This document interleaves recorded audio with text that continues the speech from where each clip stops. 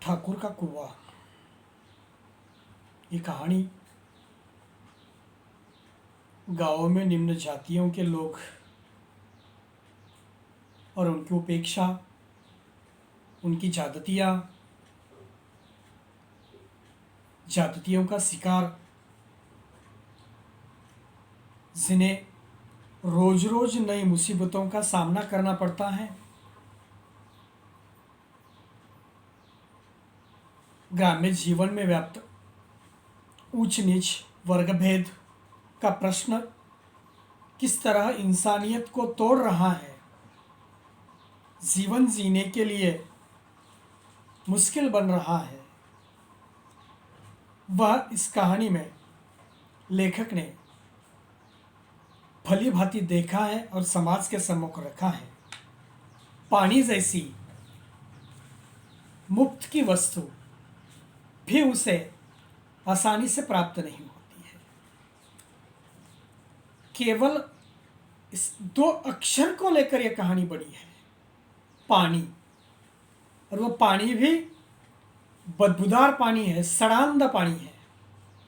जो को बीमार है, बीमारी से जल्दी ठीक होने के लिए शायद उसकी पत्नी गंगी जो है वो उसे शुद्ध पानी पिलाना चाहती है, और वो शुद्ध पानी कहाँ से उसे लाना है?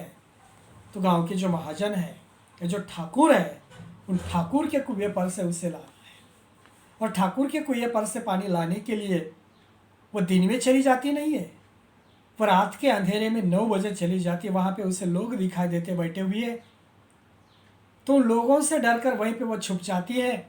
लोग चले जाने के बाद शायद वह कुएं पर चली गई है पानी लाने के लिए, और उतने में अचानक वो ठाकुर का दरवाज़ा खुलता है तो भयभीत हो जाती है, डरती है वह। और डरकर वो बेचारी खुद का जीव बचाने के लिए, जान बचाने के लिए भागदौड़ करती हुई वहीं से चली जाती है।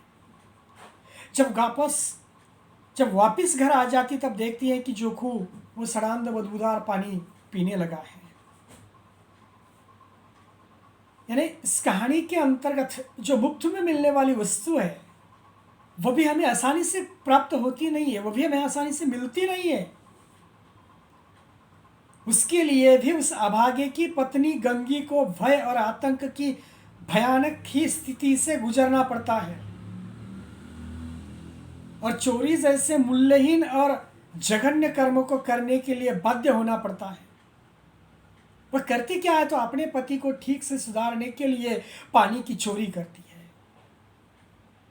बड़ी जातियां छोटी जातियों के प्रति कितना क्रूर और निर्भय व्यवहार करती है, इसका एहसास हमें इस कहानी से होता है। कहानी में शुरू से अंत तक भय और आतंक की अटूट यात्रा चलती रहती है। कभी यह भय सीधे सपाट विवरणों से उत्पन्न होता है, कई संकेतों से, कई बिंबों से, और कहीं मामूली से 1-2 शब्द मिलकर हरर पैदा करते हैं। प्रत्येक शब्द को लेकर यहाँ पे हमें कहानी को देखना पड़ता है। कहानी से शुरू से अंत तक भय और आतंक की यात्रा है। कहानी से प्रारंभ से लेकर अंत तक भयभीत ऐसी अवस्था है। कई संकेतों का भय है, कई इशारों का भय है, कई बिंबों का है, कई मामूली सा भय है, लेकिन प्रारंभ से लेकर अंतिम समय तक गंगी के ऊपर पूरी तरह से अन्याय और अत्याचार का डरावना खौफनाक दर्द है। उस डर के मारे वो पानी की चोरी करने चली जाती है, लेकिन पानी तक उससे मिलता नहीं है, और पानी न मिलने की वजह से शायद मूल्यहीन जघन्य कर्म उसके ऊपर होते हैं। ऐसे अत्याचार और अन्याय उच्च जाति नीच जातियों के लोगों के ऊपर किया करते हैं। ऊपर से नाम से ही पता चलता है, ठाकुर और उसका कुआं दोनों भी भय के सूचक है। हमें नाम से ही पता चलता है, ठाकुर और उसका कुआं दोनों भी भय के सूचक है। यह भय गंगी के अंतर्मन में व्याप्त है और जोखू शुरू में ही हाथ पर तुड़वा आने की बात कहकर उस भय को और भी बढ़ा देता है।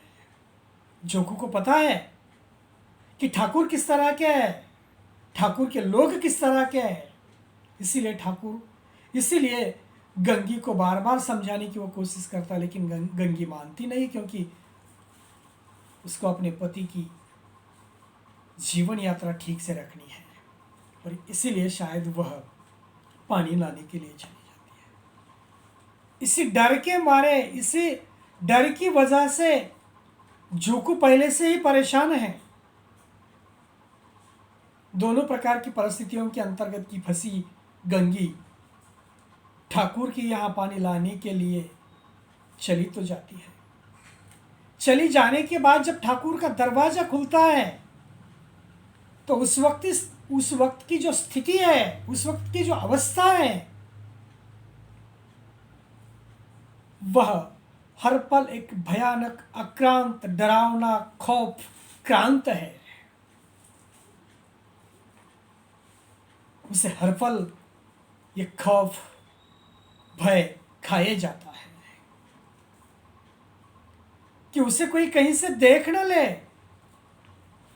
भय और तनाव की ऐसी स्थिति में, अपनी मनस्थिति में उच्च वर्ग की जातियों के प्रति मन ही मन बड़बड़ाना और उसकी वास्तविकता का पर्दाफाश करना कहानी को स्वाभाविकता की ओर ले जाती है।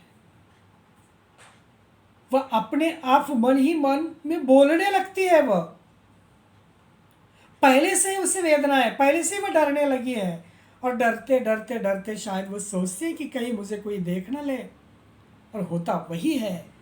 ठाकुर दरवाजा खोलते हैं, वो मन ही मन में बुदबुदाने लगती है।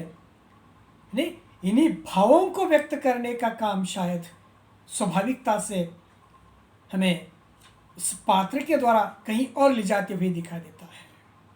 फिर आगे की स्थितियों में जब ठाकुर का दरवाजा एक अचानक खुलता है तथा उनके यहाँ पूछने पर कि कौन है, दरवाजा खुलने के बाद ठाकुर आवाज देते हैं, कौन है, कौन है। तो उस वक्त इस आवाज की गूंज को लेकर गंगी अत्यंत भयभीत हो जाती है, डरती है। घबराहट में उसके हाथ से रस्सी और घड़ा घूट कर कुएं में गिर जाते हैं। वो बेचारी पानी लाने के लिए कुएं पर चली गई है और उतने में जो आवाज़ उससे आती है, उस आवाज़ को लेकर वह बेचारी घबरा जाती है और घबरा कर उसके हाथ से घड़ा भी और रस्सी भी उस कुएं में गिरती है।